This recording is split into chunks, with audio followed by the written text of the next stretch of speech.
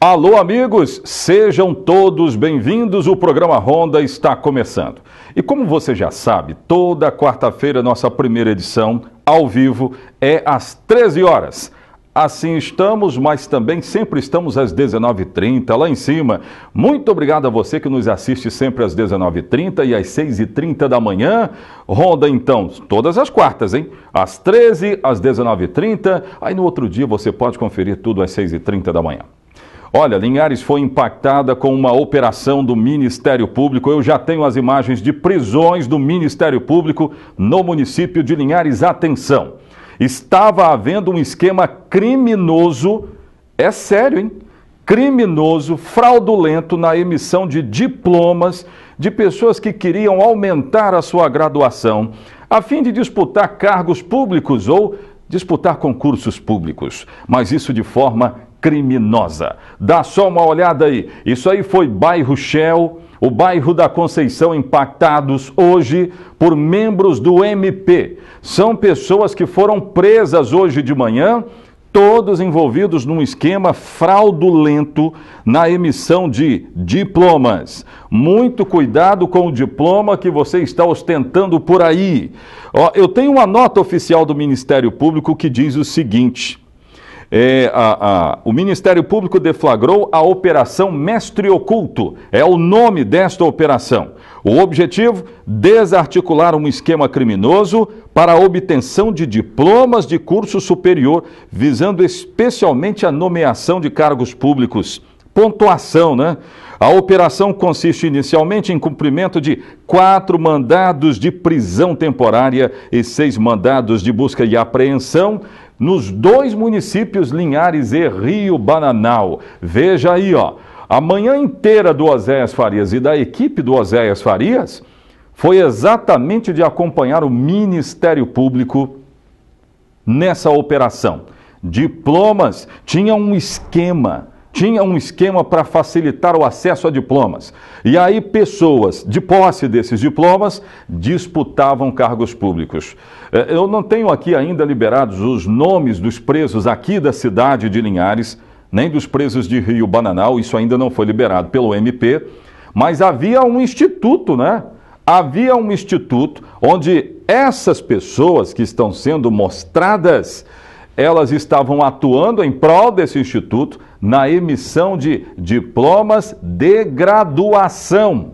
E aí, na hora do concurso público, principalmente ligado ali ao magistério, essas pessoas acabavam obtendo alguma vantagem em relação a outros. Ou seja, um ato de corrupção. É a desarticulação de uma quadrilha. Daqui a pouco eu vou chamar a entrevista coletiva dada hoje pelo MP.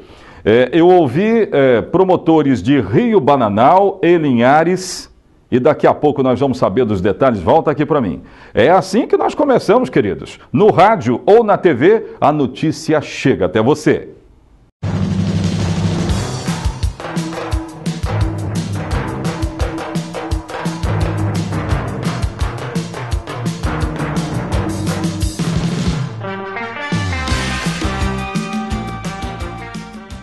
Então vamos direto, sede do MP. Eu cheguei agora há pouco da sede do MP, foi dada uma entrevista coletiva. Eu quero a entrevista coletiva, viu, gente?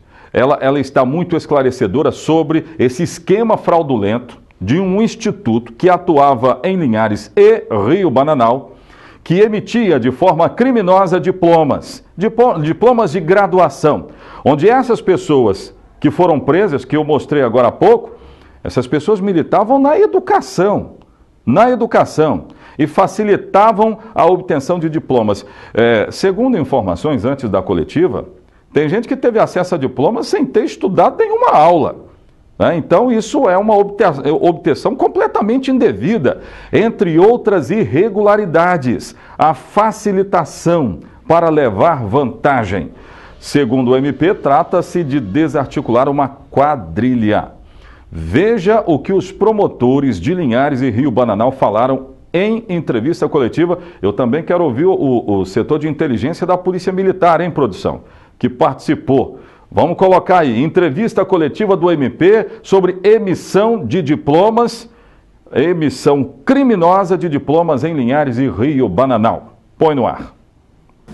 Na data de hoje, o Ministério Público, através do GAECO Norte e da Promotoria de Justiça de Rio Bananal, uma parceria do GAECO com o Ministério, com a Promotoria de Justiça de Rio Bananal, doutora Adriane, deflagrou, e com auxílio do GAP e da Assessoria de Inteligência da Polícia Militar, deflagrou a Operação Mestre Oculto.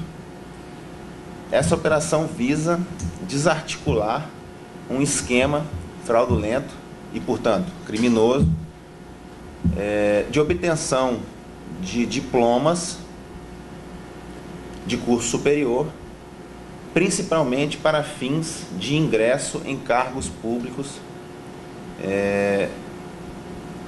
nos diversos municípios. Especificamente, essa operação trata do município de Rio Bananal, mas é apenas uma primeira etapa que vai se seguir aí nos outros municípios do Norte Capixaba. Esse trabalho começou com a informação obtida pela Controladoria do município de Rio Bananal, que de uma forma bem tranquila, ao verificar, ao analisar os processos internos dele, verificou que era impossível uma professora trabalhar no município de Rio Bananal e frequentar uma faculdade em Tocantins. Nós temos casos de faculdades de Rio Grande do Sul, Canoas, Virginópolis. Era impossível ocupar dois espaços no mesmo tempo. E daí, eram casos específicos que foram firmados. Eu fui buscar essas informações e me deparei com duas situações muito gritantes, igual o doutor Bruno falou. O primeiro é a pessoa que deveria ensinar ética para os nossos alunos, a não serem corruptos aos nossos filhos, está ingressando no serviço público de professora através de um sistema de corrupção. A Polícia Militar, ela trabalhou nessa operação, acho que em duas vertentes, né?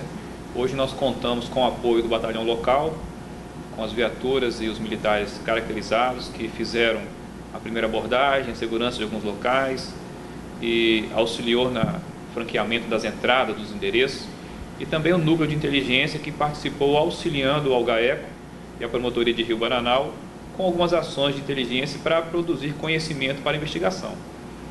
Com a produção desse conhecimento foram expedidos os mandados solicitados e durante o cumprimento, mais uma vez o núcleo de inteligência participou arrecadando alguns dados e alguns documentos.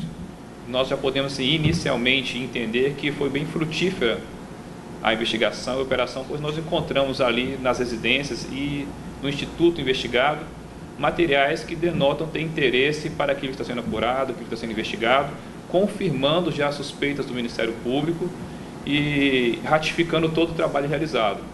Desses documentos, nós podemos falar em pelo menos 9 malotes com documentos, mais 5 celulares dos investigados que serão apreciados pelo LAB do próprio Ministério Público e também 4 computadores, entre notebooks e CPUs, que também posteriormente serão periciados e possivelmente encontraremos ali material provante para a investigação.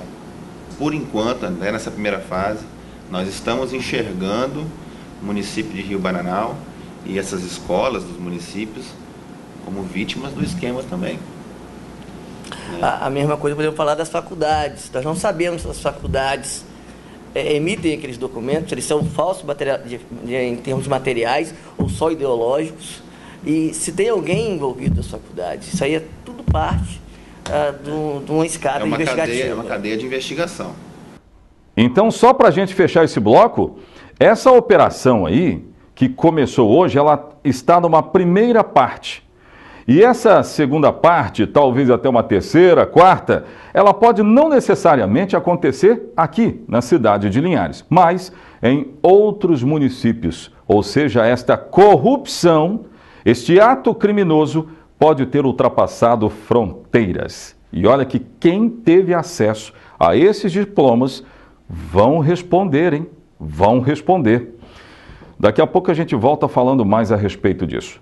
Eu também falo sobre o acidente gravíssimo que aconteceu em Aracruz. A imprensa toda está voltada para Aracruz, onde, em um porto, mais uma vez, trabalhadores foram vitimados de forma fatal em mais um acidente em navio. Daqui a pouco eu vou contar esses detalhes no Ronda.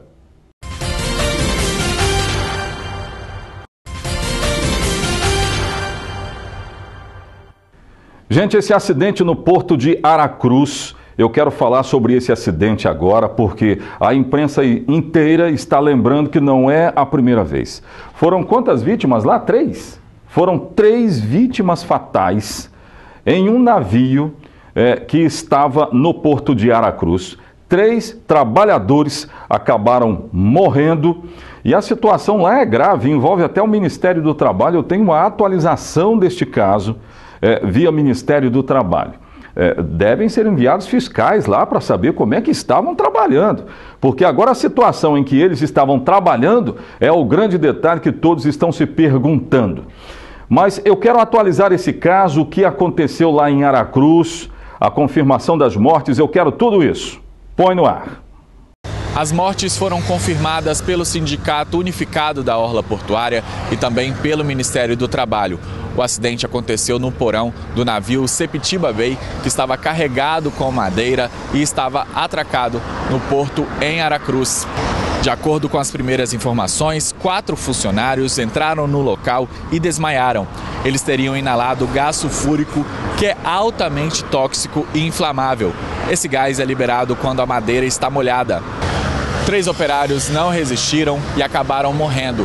Um quarto foi socorrido e levado para o hospital. Segundo o sindicato, morreram Adenilson Rodrigues de Carvalho, Luiz Carlos Milagres e Clóvis da Silva. Ainda não há informações precisas sobre o homem que ficou ferido. As operações no Porto Céu, em Aracruz, foram paralisadas. É por esse porto que sai grande parte da produção mundial de celulose. Então, olha, chegou uma informação agora aqui para mim, dando conta do seguinte: a Marinha também vai apurar as causas desse acidente, o que de fato pode ter acontecido, e o Ministério do Trabalho, porque, gente, pelo amor de Deus, né? É necessário saber em que circunstância tudo isso acontece. Ministério do Trabalho. Será que aconteceu ali algum crime voltado para essa área do trabalho? É importante saber disso, né? É importante combater se teve alguma falha nesse sistema. Mas o grande detalhe é que o prejuízo está dado com 3 pessoas que foram vitimadas de forma fatal em mais um acidente no porto de Aracruz. Vamos seguindo aqui com o nosso programa? Gente, olha que notícia. Padrasto e cunhado, né? São acusados de terem estuprado um adolescente. É isso mesmo? A produção está falando aqui no ponto e eu estou estarrecido. Como é que é isso, gente? É mais um caso dramático, onde o Estado do Espírito Santo fica estarrecido de ver. Parece que está havendo uma explosão de casos de estupros. Menores que estão sendo vitimados por pessoas adultas dentro desse crime tão brutal que precisa ser combatido com rigor. Eu vou chamar nossa reportagem lá da Grande Vitória. Vamos saber? Põe no ar. Segundo o delegado, a jovem foi abusada inicialmente pelo padrasto. Assustada, a menina buscou ajuda na casa da irmã e lá foi estuprada pelo cunhado. A vítima morava com a mãe e o padrasto e mais alguns irmãos, num contexto, num meio de extrema vulnerabilidade social. E os abusos perpetrados pelo padrasto foram os provocadores, os ensejadores do comportamento anormal que ela passou a apresentar. E tentando sair de casa, ela buscou abrigo junto à casa de alguns familiares, dentre os quais a irmã. E durante o período em que ela conseguiu, em caráter precário, o acolhimento da irmã, que houve o estupro mais violento. Os abusos foram descobertos por profissionais que trabalham na escola onde a adolescente estuda. Eles perceberam que o comportamento dela começou a mudar. Uma aluna até então amável e de bom comportamento, vinha passando por mudanças psíquicas e começou a priorizar o atendimento a ela e pouco a pouco foi conferindo para a adolescente a segurança, o acolhimento que ela desejava e fornecendo para ela um ambiente adequado para a denúncia, para a formulação da denúncia realizada. O caso aconteceu entre 2016 e 2017, mas só foi relatado à polícia este ano. Segundo o delegado, muitas vítimas acreditam que somente com exames médicos o abuso pode ser confirmado. Ele alerta que há outras formas de se confirmar a violência. Na grande maioria dos casos de estupro de vulnerável, não há no corpo das vítimas nenhum tipo de vestígio. E a prova da ocorrência desses crimes pode ser indireta, pode se dar por meio de relatos. A palavra da vítima ganha um peso e uma importância muito maior. Os dois homens, de 33 anos, foram presos e podem pegar até 15 anos de prisão cada um. Absurdo, e tomara que uma boa investigação possa contribuir para combater esse crime. Responsáveis, se tem, a investigação mostrou, cadeia neles. É isso aí que tem que acontecer. Terceiro bloco, daqui a pouco nós vamos trazer outras informações no programa. Volto já.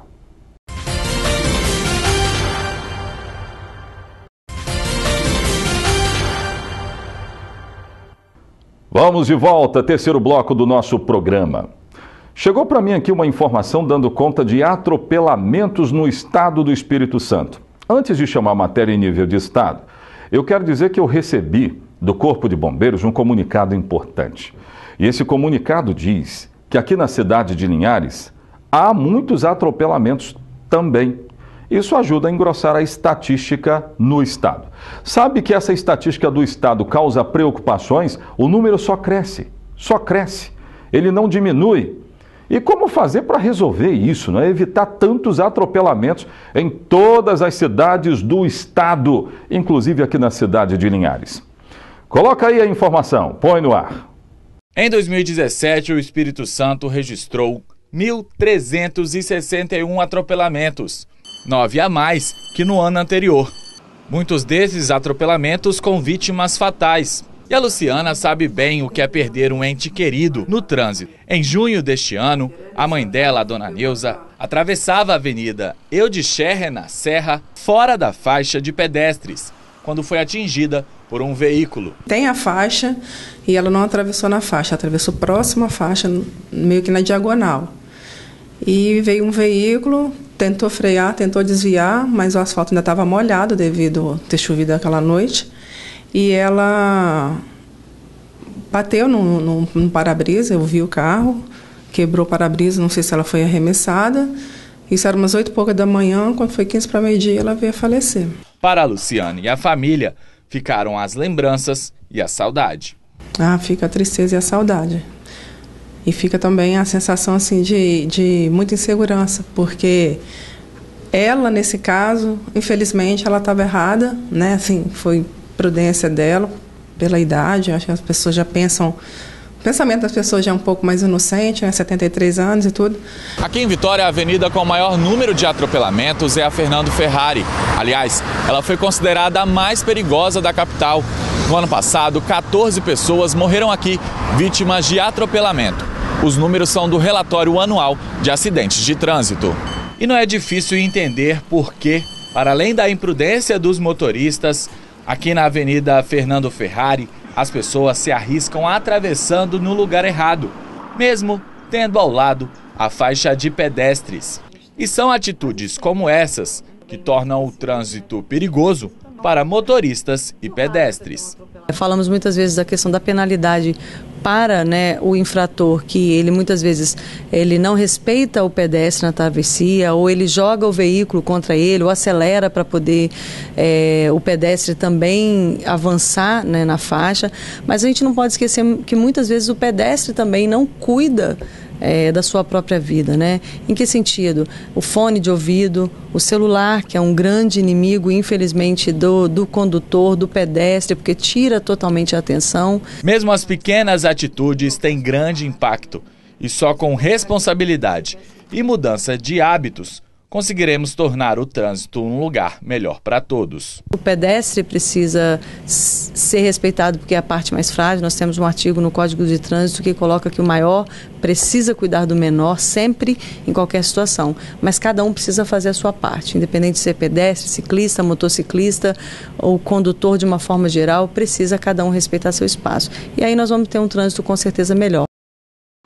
Gente, é preocupante mesmo. Cruzamentos, ruas e avenidas aqui na cidade, segundo o Corpo de Bombeiros, são os locais onde mais se repetem os atropelamentos, mas por toda a cidade. O pedestre precisa redobrar a atenção, motoristas, os ciclistas, todos precisam redobrar a atenção. Às vezes é uma questão de educação, não é? Porque eu já vi muita gente ser atropelado porque um ou outro não obedeceu a sinalização, por exemplo. Já vi muito isso acontecer.